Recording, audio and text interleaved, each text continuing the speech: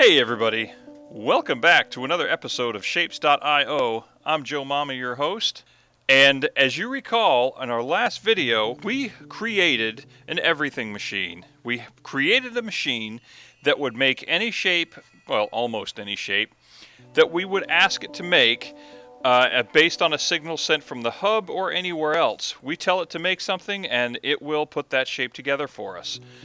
And good news is we got it to work, and it worked just fine. The bad news is it was pretty much just a demonstrator model and was horribly inefficient. I think it might have produced maybe 2-3 shapes per second, if I remember correctly. So much so that we actually had to add a device that would spoof the system into thinking it was receiving stuff at a greater rate than it actually was, and I apologize right now for the slideshow we got going on. My game is horribly bogged down right now because of so much garbage, so much stuff. Let's go ahead and hit the escape key. And yeah, we've got 300,000 pelts, we've got 176,000 buildings, and just an unbelievable amount of stuff going on. So this machine is trying to keep up. But anyway, so I've been doing a lot of tweaking, been super busy over the last couple of weeks, both running my business and trying to, spend some time on this game and improving what I've done and trying to come up with more efficient, better ideas for how to play the game. And I think I've done that, but I've probably got more info to put out than I can really fit in one video, so it's probably going to bleed over into a second video, because I actually have gotten some requests on basically how to build an everything machine, and I mean like step by step how to build it for somebody who doesn't necessarily understand all the electronic side of it. And I think I will do that, but that's not going to be in this video. In this video, I kind of like to talk to you guys about sort of a general endgame strategy that you may want to adopt, that I'm trying to put into place now. I'm far from actually finishing it, but also, and I want to talk to you about game building ratios. And I think some of you know what I mean when I say that. But if you don't worry. We're going to get to it, and I will explain that. But let's get right down to it. So, as far as an endgame strategy goes, so by that I'm going to use myself as an example. When I got to level 27, and in level 27, you have to make this kind of red rocket shape, this Red Bull rocket compass. Somebody called it a compass, which I can kind of see. I still like Red Bull rocket. Looks more like that to me. And so you've made this shape, and you've sent it to the hub in sufficient quantities, and you've unlocked free play. And now all wires are unlocked, all technologies are unlocked, and so now you no doubt did what I did, and you looked over to at the center of the hub, or maybe you looked over toward the left-hand side of the screen right here to this shape, or whatever was there at level 27, and thought, oh man, yeah, I want to get started right away building that thing. Well, I'm going to tell you right now, just stop, okay? Stop. I don't mean stop playing the game. I just mean stop looking at that shape and thinking about it, and let's assess where you're at first, and let's look at a few things. There's no great hurry, but if you want the rest of your game playing experience to go fairly quickly and be responsive and be fun, then I'm going to offer you a couple of suggestions. First of all, take a look around your hub. If you take a look around the hub, you're probably, if you scroll around, you're probably going to see some buildings that you built, some factories. Like for me, it's down here, over here. Factories that you built that are currently pumping out shapes, and maybe they don't need to be. Maybe they don't need to be so close. In fact, I will guarantee they don't need to be so close. So the first thing I would do, if you have any factories that are working on shapes from previous levels, just stop that right now.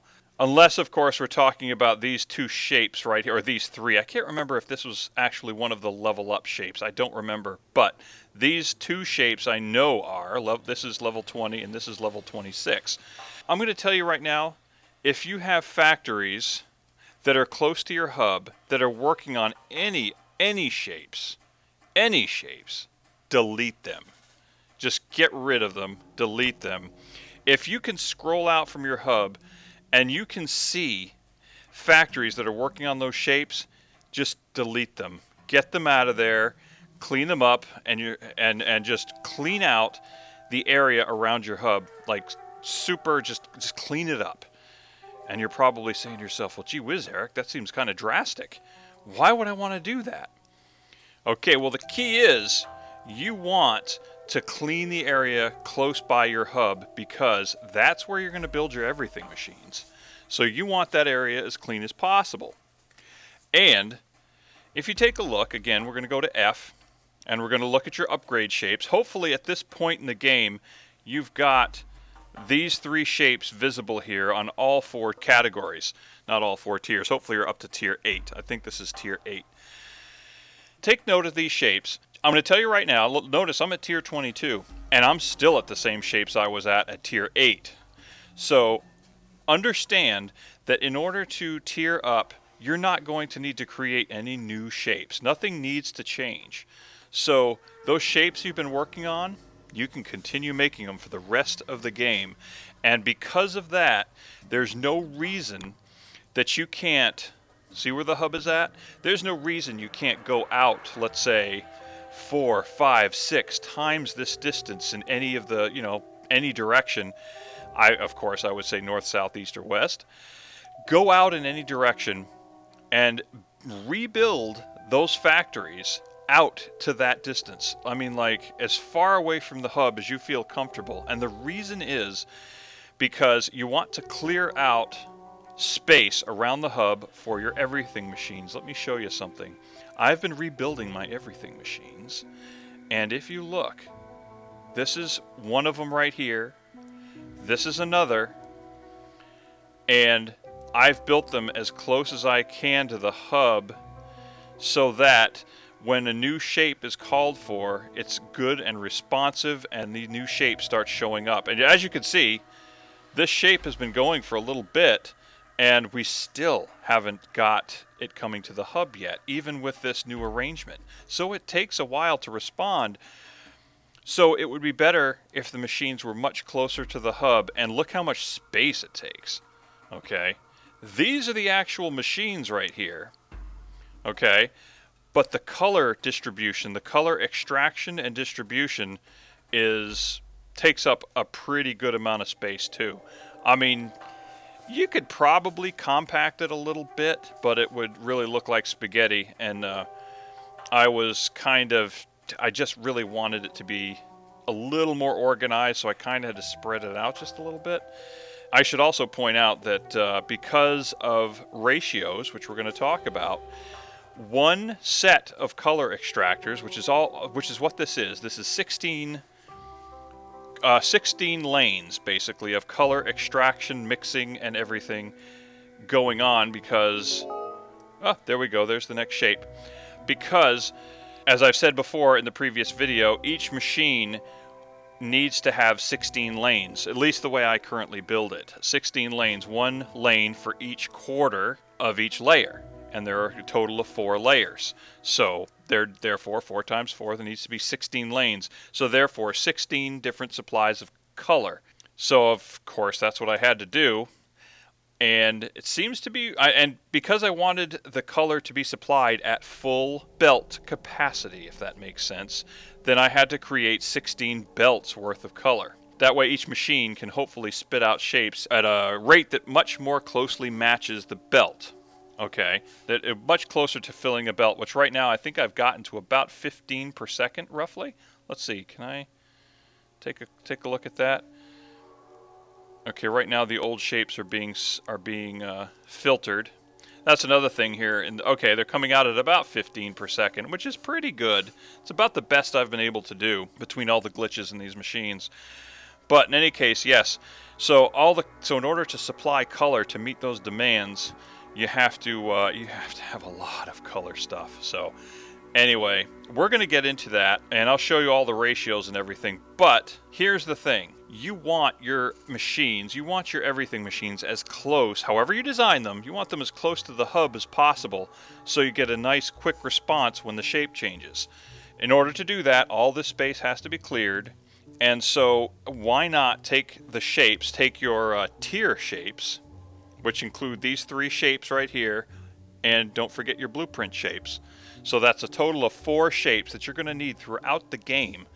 Why not take those machines and relocate them far, far away so that, once you set them up and they start supplying stuff to the hub, they will not stop. They will continuously supply stuff to the hub, and you won't have to worry about them, and they won't be in your way. So that's where I'd start. Start by moving those shapes, those machines, a good distance away, and also, as you go to build them, again, that makes room for the everything machines, but as you go to build these new machines, I'm gonna throw a bet out there, and I'm going to bet that as you're building, that if you look at your old machines, the machines that are currently building those shapes, they're probably based on older, quote, technology. Am I right? In our lives, we've got some pieces of technology. We've got our car, we've got our computer, we've got our TV, we've got our phone. I drive a car that's 10 years old. I've got a computer that's 5 years old. I've got a phone that's 3 years old. We've got a TV that's like 5 years old. So, I mean, in order to change to the latest technology, it's going to cost a lot of money. Even if you had the money, you still just like, you know what, I'm satisfied with what I've got. If I want something bigger or better, I'll get around to it, but not right now. And the same goes for your factories. So no doubt you're making these shapes, or your blueprint shape. I mean, you've been working on the blueprint shape since what level? Probably a long time ago. And that shape is probably put together with machines that you have maybe started the game with. Take, for example, the painter. How many are still using one of these first 2 painters right here? Have you started using your double painter yet? There's also the quad painter, but it's kind of a more specialized machine. But this double painter right here, you ought to be using that. But are you? I'm going to guess probably not. Certainly not to make your blueprint shape, because again, what you've got has worked for you, and you've just not gotten around to changing it. So what we're going to do is we're going to talk about how you can put together not just your everything machine, but these machines right here. These machines, you can put them together with better technology. Okay, so part of what you need to do, part of this end game strategy, is before you start working on your level 27 shape, relocate all of the construction for these shapes far away and rebuild the factories with better ratios, better machines. Let me show you what I mean. Okay, so if I go to, let's go to the Uno football here. I should have gone here to begin with. Again, I apologize for the slideshow. Now, look at this.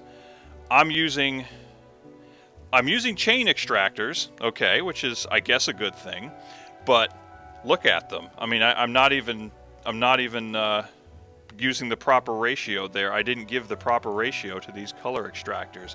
But then again, not a big deal, because look at the color mixers. I'm only using 1 per lane. I mean, that's horribly inefficient. And then, let's see, what else? If I take a look at the actual painting devices. Oh, wait, oh, look at that. I did use double painters here. Okay, let me move. Nothing to see here. Let's see. Oh, slicers and stackers. That is a really low ratio right there. Okay, these right here. These are some designs I set up, some intersections and everything, but they're very, in retrospect, horribly inefficient. Look at these color machines. Let's take a look at the painting machines. Okay, 3.3 items per second, 3.13 items per second.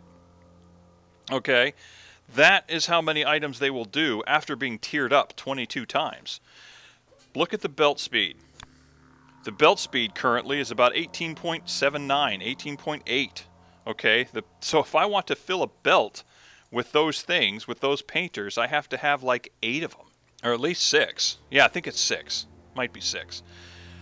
Really inefficient. These stackers, where I have stackers over here, inefficient. So what I'm saying is, if you're going to rebuild any of these factories that are creating those shapes, you're going to want to do it using new ratios. So let's go over those ratios. Okay, so as some of you know, the belt speed is the gold standard you want to aim for when you're trying to set up proper throughput for your factory. Now, if I go to F, you can see I've tiered up to tier 22. And you know what? I think I actually have enough to do upgrades on all of them. Let's go ahead and do that. 1, 2, 3, 4. Okay, there we go. So I upgraded everything to tier 23. I try to upgrade everything together if I can, because that way it keeps the all my ratios hold true. Now, it doesn't matter what tier you're on, whether it's tier 1 or tier 23 or tier 100, does not matter, but the ratios will always remain the same as long as you tier up together, as long as everything tiers up together. Now, the belt, when you start the game, runs at about 2 units per second, 2 items per second. So, if you want to fill a belt, then you would have to build enough machines so that it can put 2 items per second on the belt. And that holds true, again, like I said, through all the tiers. Let's talk about the extractor. This is the first thing you want to do. Oh, and there's level 42. Oh, look at that funky shape. Is there information on it? It's 2-layer, right? Yeah, 2-layer. Okay, cool. And 8 per second. Okay, so we just bumped up in rate. Okay, so extractors, it says 0.4. 0.4 is how many units it can put on the belt per second. So doing some quick math, it should be obvious to you that, okay, 0.4, let's see, 2, that the belt speed is 2, and I divide 2 by 0.4, then that comes up with 5. So that means I need 5 extractors to put enough items to fill a belt. And notice, that's what I've done right here. 5 chain extractors. So any place you're running chain extractors, whether it be on paint or shapes, go ahead and put 5 of them together. That's what you're going to need to fill a belt. And we're aiming so that throughout the whole process, especially in your everything machine or the machines that create these shapes, if that's what you want to do, we want to fill a single belt with these shapes. We want each lane, each assembly line to fill up a belt. So I'm going to teach you how to do that. You just got to follow these ratios. So for the extractors, it's 5-to-1. For every lane, every belt, every assembly line, there needs to be 5 extractors. And that includes paint too. Okay, so next is cutters. Now notice, we're at 19 items per second. Dang, that thing's moving fast. On the in the vanilla untiered up speed, cutters are at 0.5 units per second. And if we compare that to the belt speed of 2, divide 2 by 0.5, we come up with 4. That tells us we need 4 sets of cutters if we want to fill up a belt. Now, since it cuts an item, whether it be a double cutter, let's see, where do we got it? Whether it be a double slicer or a quad slicer, it creates either 2 items or 4 items. So therefore 2 belts or 4 belts. So it's going to turn basically 1 item into 2 or 1 item into 4. You're going to need 4 quad slicers feeding onto those 4 belts. And as you can see, it might be hard to tell if you didn't actually do the construction yourself, but each of these slicers puts all of its outputs into discrete belts here. Like you can follow any one of these belts and see that all the same lane on all 4 slicers, like let's say lane 1 right here, the far left lane of this quad slicer here puts it onto this belt, puts its output onto this belt, just like this one does, just like this one does, just like this one does. So if you take a screenshot of this, this is going to show you, this is going to help you fill a belt with quad slicers, okay? The products of the quad slicers will fill a belt if you do that. You supply it with the proper number of extractors, and then you use these 4 quad slicers and merge them together as shown, nice and compact. It's using the compact mergers and splitters, and that will help you, compress your factory down a little bit and help fill the belts. I've got them going into the garbage here just so that it kind of cleans everything up and keeps the thing flowing, and we can check the rates. And notice they're all right around 19, so we know it's filling the belt. Pretty awesome. This segment right here, we don't really need to talk about much. This is just the filter that you're going to use for your everything machine that will help the analyzer. This is going to read the signal from the shape analyzer and determine which quarter here is needed and which quarter it's going to send to the painting array. Now, as you can see, with these double painters that we're using for this array, I've got 5 of them set up. Now, 5 of them are set up in parallel, and as also you can see that there's an overflow gate here. I used a storage unit with a trash can as an overflow gate so that any paint coming in that comes in too fast doesn't stack up. Okay, it cleans the line of paint pretty quickly, and that way if new paint needs to come in for a new color, it changes over pretty quick. But anyway, if you notice, yes, we've got 5 of these double painters. But if I were to tell you that these double painters have a rate of, let's see, prior to being tiered up in any way, 0.28 per second, that you'd be like, well, that math doesn't work out. Why have you only got 5? That sounds like it should be 7 or 8. Got it. I understand that. But the thing with these double painters is they take 1 unit of paint and they paint 2 units with each operation. And that 0.28 quote items, oh, it's next level. That 0.28 items per second is actually 0.28 operations per second, and each operation creates 2 items. So really, if we double that, if we were to double that to 0.56, then we would find that we would actually need only 4 units, only 4 painters. But there's some kind of glitch. Somebody pointed it out to me that there's some kind of glitch with the way the painters work, and you actually have to put a 5th painter in there to fill a belt. That's what I did, and you can take a screenshot of that if you like. Use that as your guide. Now you'll notice that what I did here, I put the bypass here so that if something does not need to be painted, this will actually bypass the painter completely and go on to what will be the stacker. So I've set that up. Also, keep in mind too, this whole thing only consumes about half a belt of paint. So each belt of paint can supply 2 painting arrays. So therefore, that's why, if you notice, the machine that I built way up in the corner, or way up near the hub, that machine, each paint lane, each lane of paint supplies 2 machines because of these double painters. So that's one nice way to make your machine more efficient. But anyway, I built this so your ratios need to be basically 5:1 as far as these double painters go. If you want to fill a belt, 5:1 is the ratio you're looking for. And you notice, so you can copy this. If you want to build your machine, you can copy this whole thing if you want. And make sure you include these underground belts, because the paint does come in from the side, and therefore each paint lane would have to cross the construction lanes to come to the painters because they run perpendicular to each other. So therefore, the paint, in order to reach each painting array, is going to have to cross several other lanes, and you'll be able to see that next video in the machines that I made. So there you go, 5:1 double painters. Now the last thing we're going to talk about is the stacker. So this bottom stacking array, this is the one you're going to want to build. Take a screenshot of that. Here is the stacking array working right now, just to prove that it can put out 19 per second.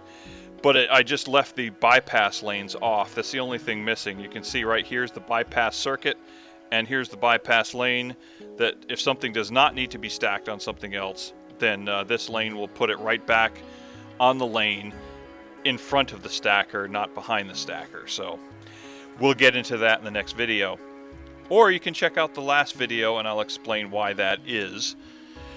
But in any case, so this one above it is just a demonstrator, again, showing you that this array can make 19 per second. And the ratio for these stackers is 0.25. Okay, the rate for a stacker before any enhancements is 0.25 per second.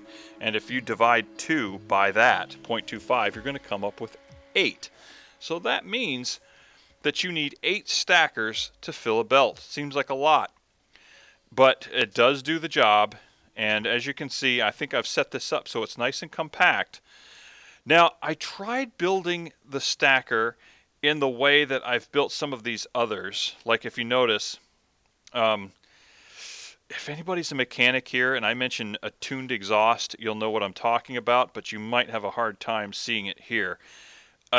Let's take this for example. If something is spit out on this belt right here, and then it hits this splitter, so every other item goes down this line right here, or this line right here. What would happen right here, if this equally splits everything, then half of everything is going to be fed to this painter. And then it will stack up, of course, because this painter won't be able to keep up. And then it will be allowed to go to the next one. Then it'll stack up and go to the next one. And little by little, it'll stop stacking up. But the point being is, this is not the most efficient way to split this up. It really isn't. Now, it seems to be working okay for the painter. That's fine.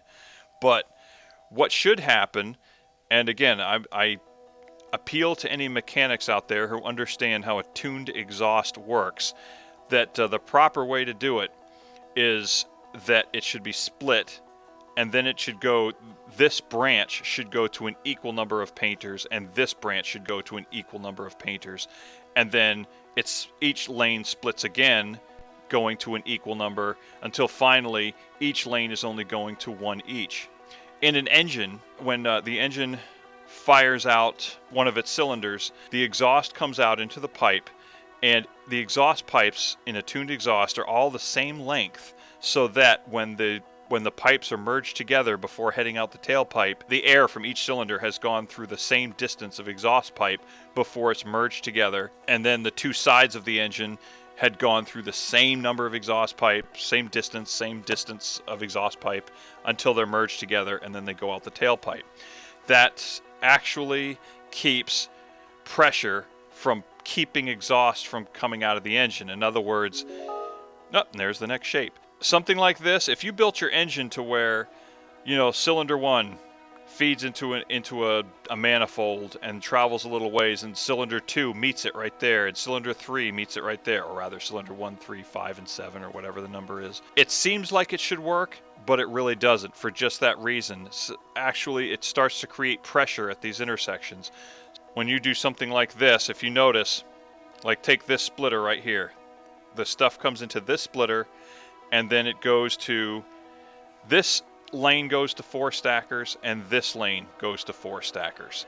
Okay, and then that splits to this right here. This lane feeds 2 stackers, and this lane feeds 2 stackers. And then this one right here, this lane feeds a single stacker, and this lane feeds a single stacker. And that keeps any one lane from backing up. And I think that is why and that's the way I build in Factorio and this game. I've just noticed some other people building in this other manner, and I think that the fact that these 10 stackers cannot keep up with these 8 stackers that are properly tuned, I think that says something, that maybe my designs are actually better. I don't want to toot my own horn there, but I like to go with this tuned exhaust style. That's what I'll call it. Use air quotes here, tuned exhaust. And seems to be working very well. But in any case, so you can use either design, I suppose, but this one, again, only uses 8 stackers, and it still keeps a full belt. So I highly recommend then going this route. And again, this one right here has the bypass circuit and everything. You are going to want to build your machines in modules. So you decide how best to construct these shapes right here.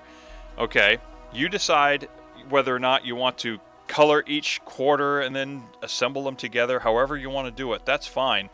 You come up with the proper staging and the proper order, but just understand that these are the ratios. So for painting, to go over it again, or for extracting, 5:1. For slicing, 4:1. For painting, 5:1 again if you're going to use double painters, and for stacking, it's 8:1. And this is the most up-to-date technology as far as which items you want to use. So as far as like the double painters and whatnot. So I suppose I could make this a little more compact by using the compact splitters. I guess I could do that. That might be better. Maybe I'll try it. Might be less demanding on the system. Who knows? But again, so when you go to build your machines, these are the ratios you want to use.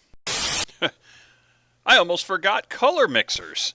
So yeah, so I mean, color mixers are not exactly along the assembly line of what we showed earlier on those machines, but they're just as important because making sure that you have a proper ratio for color mixing means that you've got a nice full belt of mixed color that goes into the painters. So I've got two different designs here. First of all, this is the one I've been using. You can take a look at that, take a look at the shot. Okay, painters paint at a rate of unenhanced, untiered up, of a rate of 0.33 units per second.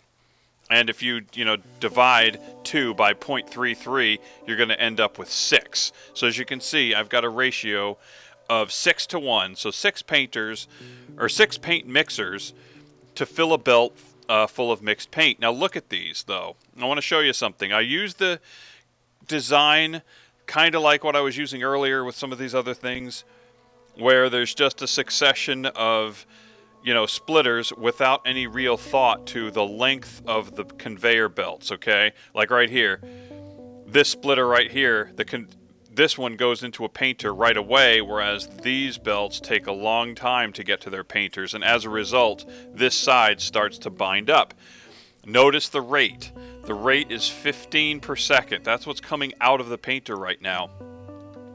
But if you take a look down here, I've kind of I redesigned it closer in line with the tuned exhaust idea, where no one side gets bound up too badly, except this one right here, but it's on the very end, so it doesn't affect the inputs on all the other ones. It just binds up on the very end rather than like this one right here binds up in the beginning right here and causes these things to have to think about the fact that they can't do what they were designed to do and go from back and forth one to another. It has to think about it and then send paint down the alternate route, and all of them have to do that. And I think that thinking is what slows this down to 15 per second.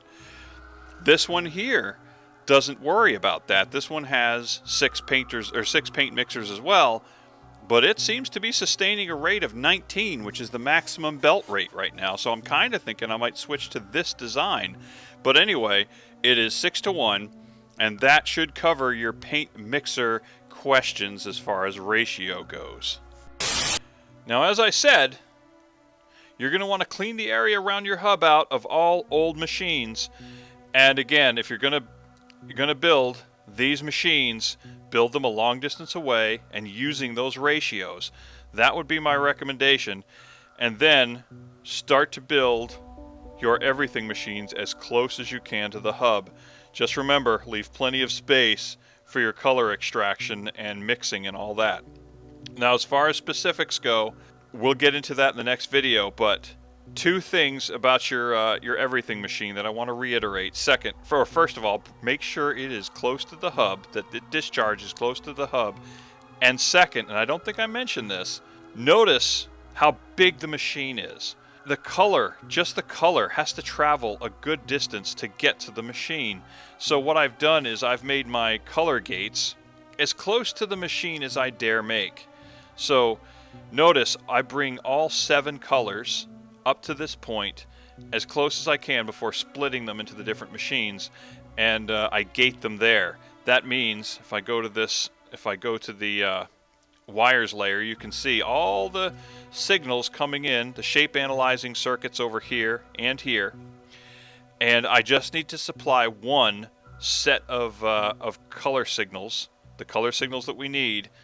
I don't have to do it from both machines, I just need to do it from one, and just send that signal to the color gates. So these gates know what color to allow on the common bus here, because that's what this kind of is. This is like the common bus, common color bus, and it knows what color to send.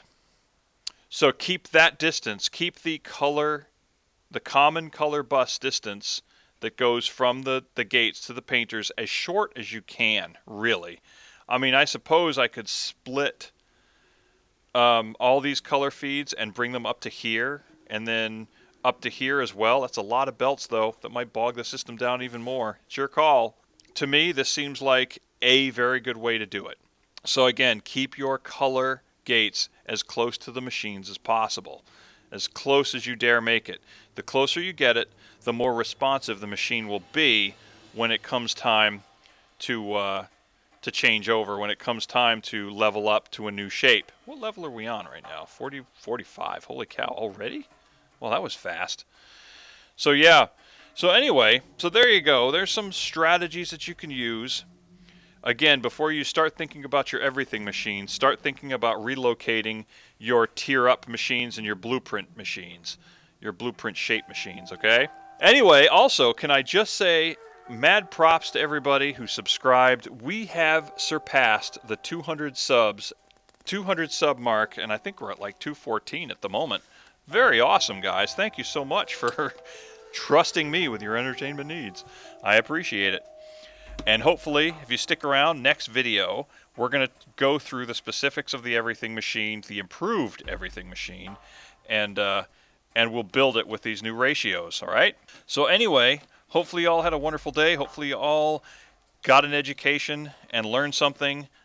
And I know I did, just playing around with this. I learned quite a bit. And if you like what you see, hit the like button and hit the subscribe button if you haven't already. It's free. It's not going to cost you anything, and it lets me know that, you know what, you're down with this. You're liking this. Maybe you're like my approach, which is great. I'm trying to keep it as simple as I can for everybody, and I hope that's succeeding. But, all right. Well, y'all, there's level 45. Are we already up to level 46 then? Wow, that's insane. All right, guys. Well, I will see you in the next one. Ciao.